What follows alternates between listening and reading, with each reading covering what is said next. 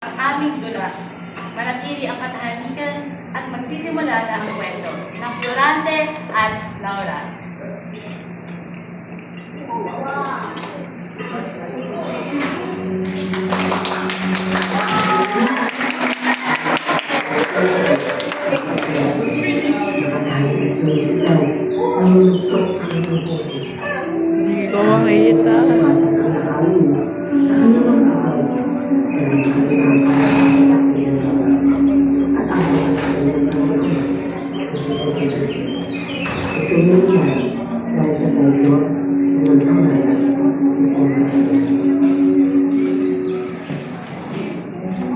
Bakit ito nangyari sa akin?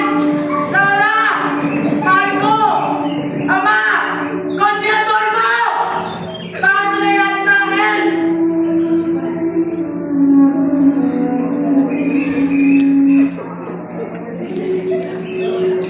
Minsan pag pinangalit, minsan pag lumisay ka ng presyon, nais ka mamatay.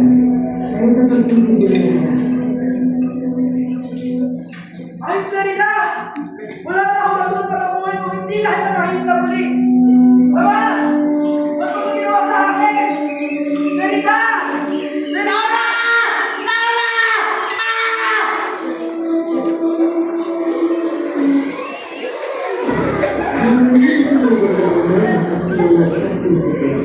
sigurang takot na tinulungan ang sumisigaw.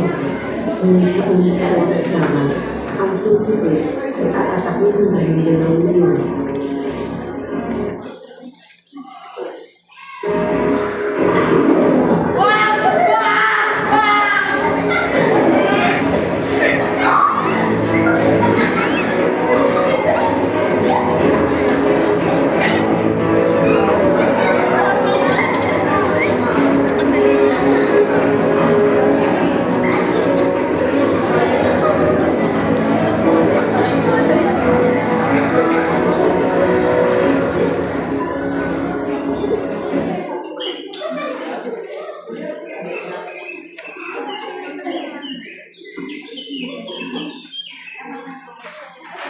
Bigan!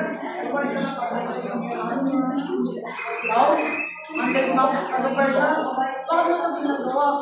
Balik ako, balik natin ang dalawin. Wala ba yung ginagawa yung isang buong sa dalawin? Naman, kaibigan, ako po. Lalate, bakit ang kalbalik na? Ito ang aking kwento.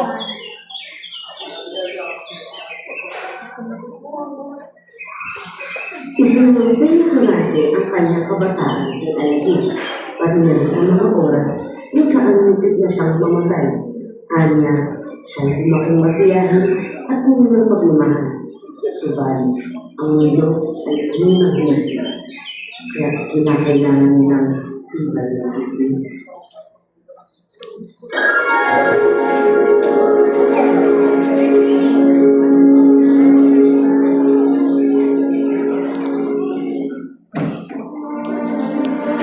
Ang lahat naman ng kabataan at pag-aaral ng Florante sa Gresya.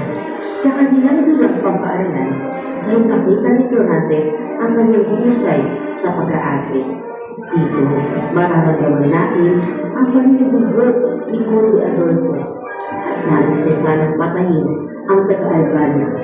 Natapwat, inigilan siya ng kaibigan ni Florante na si Milano.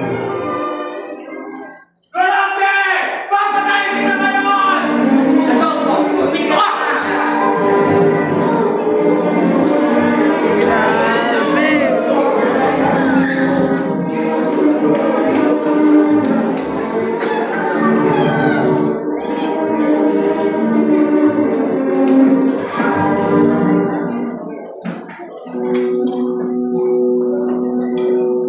Sa panahon ni Florante sa Atenas, nakatanggap rin siya ng dalawang liham galing sa kanyang ama. Una, nabalitaan niyang namatay ang kanyang minamahal na ina.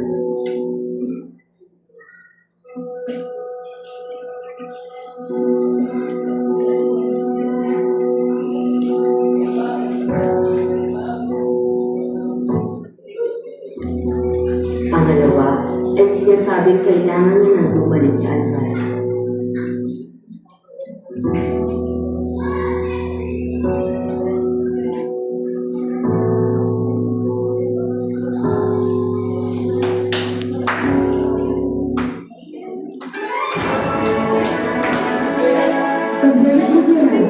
Lorana, may tatlong mahalagang pangalaman sa iba.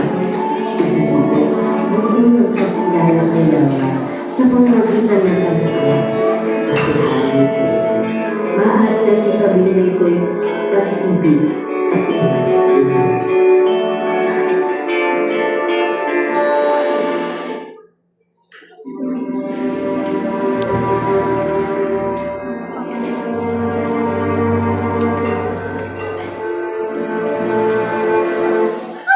Laura, aking mahal! Hindi ko alam kung ako'y makapal sa iyo. Kaya sabihin ko natin! Alam mo, magpapalala ko kahit saan.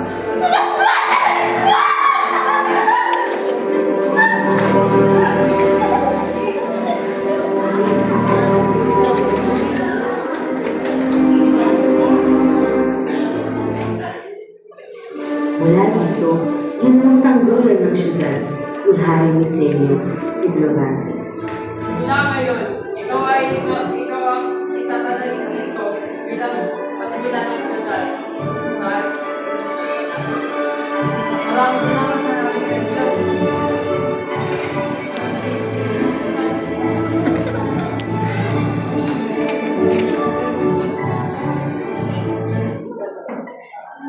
Ngunit isang araw, nakatanggap siya ng lihan na inaakala niya galing sa hari, kundi si Conde Adolfo pala ang nagsulat. Dahil dito, ipag siya sa Albania at inatake siya ni Adolfo at mga kapatid.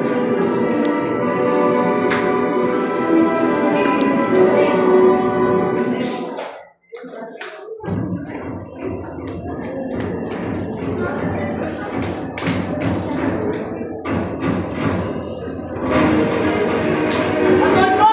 Ba't ka nandito? Lorante! Hindi mo alam kung ano ako ang galing sa'yo! Malagaman! Siguro na siya!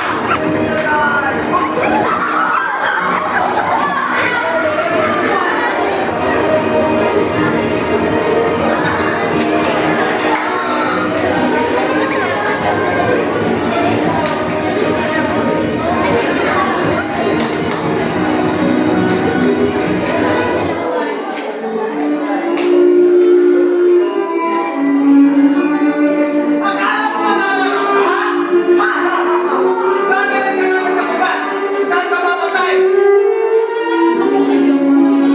Sa paano paraan mo ipagtatago ng Albania? Kung ako ang maghahari, pinatay ko ng iyong ama si Hari Inseo sa pamamagitan ng pagpugot ng ulo. Wala ka nang magagawa na natin!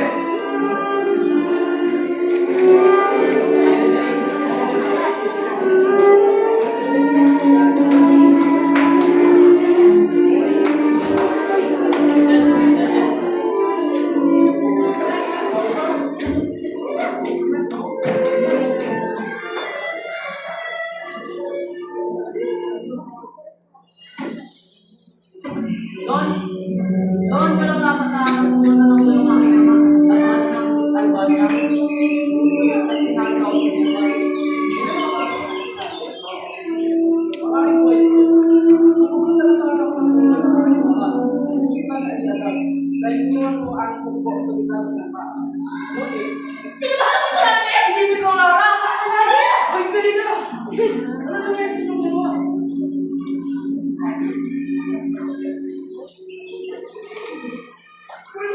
Ito ang nangyari sa akin.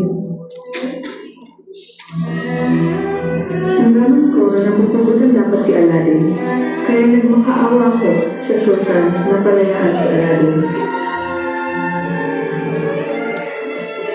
Pakinggan ko ang iyong sasabihin. Ngunit pakakasalan mo ako at inilap at bumalik si Aladdin sa Persia. Ang sinabi niya, tumakas lamang ako habang sila ay naghahanda para sa kasal at pumunta sa gubat.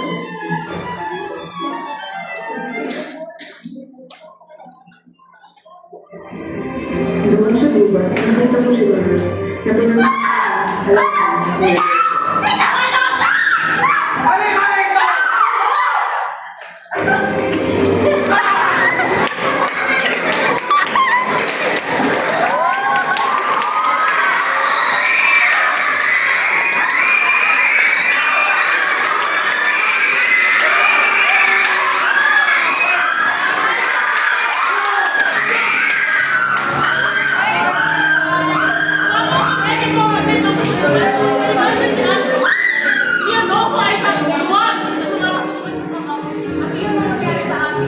kaibigan? Hindi ko rin akala din kayo mabuti. Saan si Kodato? Saan si kayo mayaman? Saan pa kayo kaibigan? Nagawin ka mga kaibigan? Sige.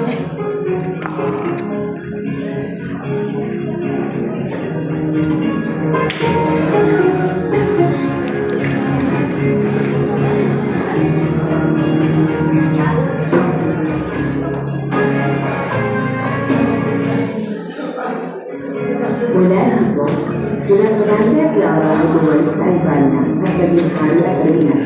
Sina Aladdin at Bariban naman ay bumalik sa Persia ng mayaman nilang bakal sa Sultan Edgar dahil sa lingkod.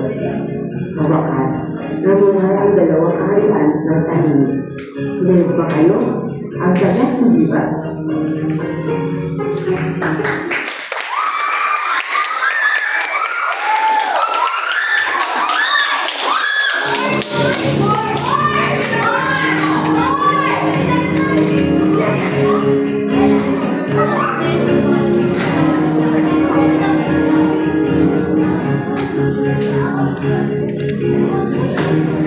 At gayon din, aking ipapakilala ang mga tauhan ng ipinagmamalang ito, mga angkor.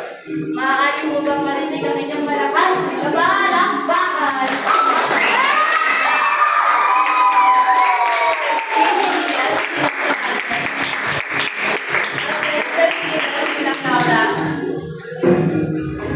Victoria Besa bilang Aladdin, Charlotte Gallego bilang Brenda,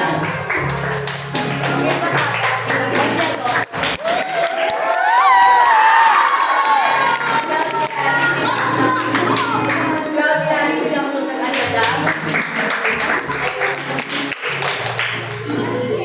Alicia Mariano bilang Menandro, Miguel Omangas bilang Karing Linceo, John Tapia at Jerry Castro bilang mga leon, Ian Lola bilang Puno ng Higuera, Miss Junina Hernandez bilang Natuman sa Lexite. Bigyan ng pansin ang aming mga katulong sa likod ng Medina na sina Margaret Palimbatan, Ashley Fabio, Antonio Magdala,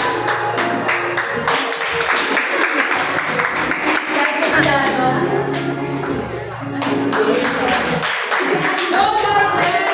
Jen Castro, John Tapia, Seth Roldan, at Kyle Zuniga. Sasampalan ko na rin ang aming co-director at scriptwriter para sa kanyang malaking tulong sa dulang ito. Let's welcome